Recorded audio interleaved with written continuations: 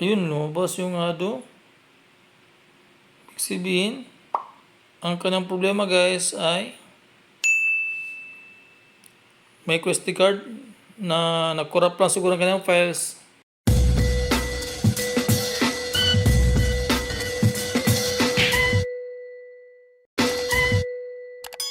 Okay guys, ito na naman ang ayusin natin guys.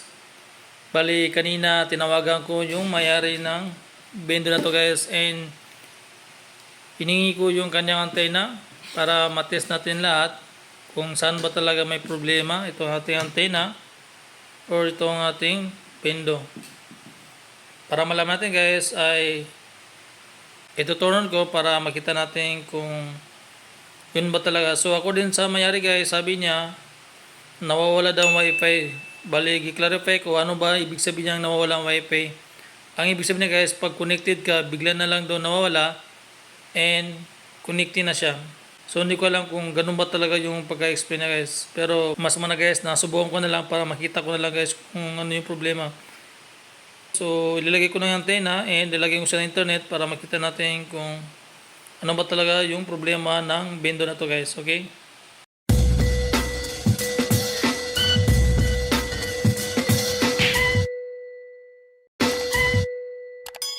Guys, na-connect na natin yung kanyang antena and nalagyan na natin ng internet connection gamit ang Globe modem.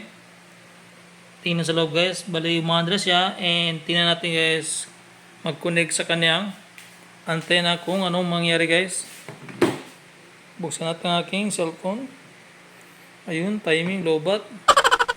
Formal connect ng cellphone. Yun, bali try natin mag-connect. Wi-Fi. Hindi itong TP-Link, ito guys. TP-Link. Yun, naglo-loading.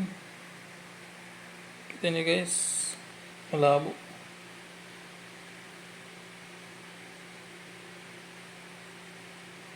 So, connected siya or hindi siya makakonect guys, naglo-loading na siya. Ayun, hindi talaga siya makakonect. So, walang porta na lumalabas and hindi siya makakonect. So, ano yung possible na problema ito guys pag ganyan? Tingnan nyo guys, naglo-loading lang. Ibig sabihin guys, hindi siya makakonect. Pag ganyan guys, na hindi siya makakonect sa antena, na parang connecting lang siya, kung tingnan nyo guys, may ilaw, ibig sabihin gumagana yung ating antena, mayroon siyang connection, hindi siya maluwag na wire, and umila naman kanyang board. Pag ito guys, ang pinaka the best solution o subukan natin guys ay kailangan natin i-reflash ang kanyang micro SD card. Baka sakali guys na nakurap kaya siya connecting kasi wala na siyang software or OS. Kung sa computer guys, OS, operating system, kaya connecting siya. So wala siyang program. Bali ang gawin natin guys, kailangan natin i-reflash. Bali tanong guys, anong software to guys? So di ko alam kung ano ba to, LPB kasi hindi ko na itanong guys. Bali dito guys sa kanyang instruction, LPB yan. I-flash natin na LPB. Bali pa paano mag-flash guys, meron na akong tutorial, marami dyan. Kaya kayo na bahala guys.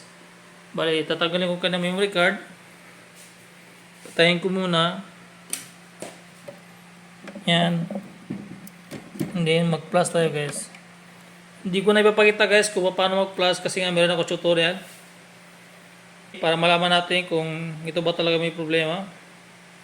Bali, punta na ako sa aking malupit na computer. Okay guys, tapos na tayo mag-flash ng ating micro SD card.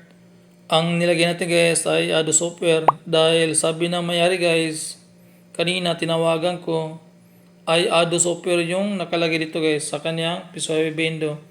Pero nagpagtaka lang guys, bakit yung kanyang sticker guys ay LPB yung kanyang instruction. Pero try na natin guys.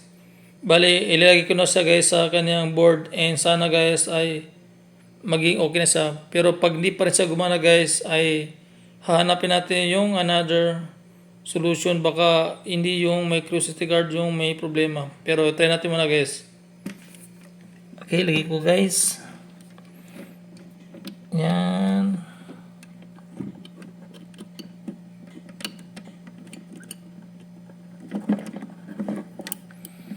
Ayun, nalagay natin yung kanyang micro SD card and try natin mag-turn on. Sana gumana. Pag hindi gumana, kailangan natin hanapin yung ibang problema. Okay? Bali, naka-turn on na siya guys and try natin mag-connect. Double check natin guys yung mga wirings. Ito para sa antenna guys. Ganito natin mag-connect. Naglo-loading pa.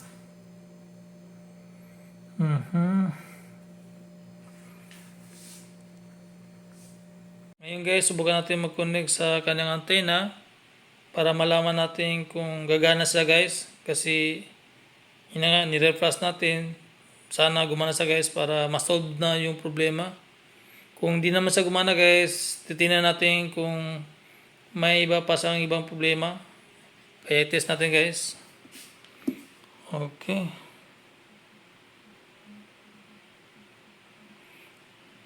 Ayun, tapos try natin mag-connect sa TP-Link. Ayun, lumabas yung ado. Ibig sabihin, ang kanyang problema guys ay micro SD card na nag-corrupt lang siguro ang kanyang files. Kaya ginawa natin guys, i-reflash natin. So try natin mag-insert ko kung gumagana. Uy, this machine is not active. Ibig sabihin guys, wala siyang license. Bakit kaya? So this machine is not active, wala siyang license.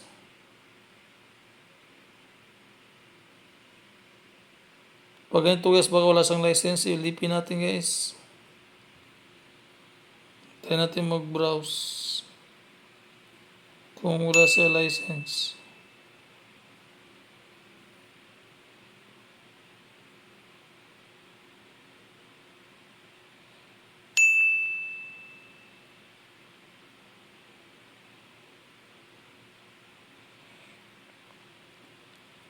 Login guys, dahil bagong flash guys, bumalik siya sa default username password. Bali, ang kanyang default guys ay admin. Try natin mag-login guys para makita natin guys kung meron siyang license o wala. Baka kasi guys na ni-revoke o kinuha ng seller yung license to guys. Ito yung disadvantage guys pag bumili kayo ng Pisoy Bendo na hindi nyo kinuha yung license. Kasi anytime guys pwede niya kunin yung license. Login. Yan. Bali, tingnan na guys. Restart. So, wala sa internet. So, tingnan guys no, trial status expired. Ibig sabihin guys, wala siyang license itong Bendo guys. Kaya, mangyayari guys, sasabihan ko yung mayari ng Bendo na wala siyang license. Hindi ko alam kung tama ba yung nalaw guys na kinuha ng seller. Pero dito guys nakalagay trial status expired. So hindi natin mapagana o hindi natin masubukan yung kanyang coins kasi nga wala siyang license. Pero at least guys nagkaroon kayo idea guys na paano ayusin ganito guys pag connecting. At least guys meron kayong idea guys pag ganun yung problema guys connecting sa ating access point. Ang gawin nila guys ay una ay try nyo muna i-reflash yung micro SD card kasi nga basa kali guys na corrupt kaya ganun yung nangyari guys. Ang ganito lang aking video guys and hopefully guys meron kayo natutunan guys.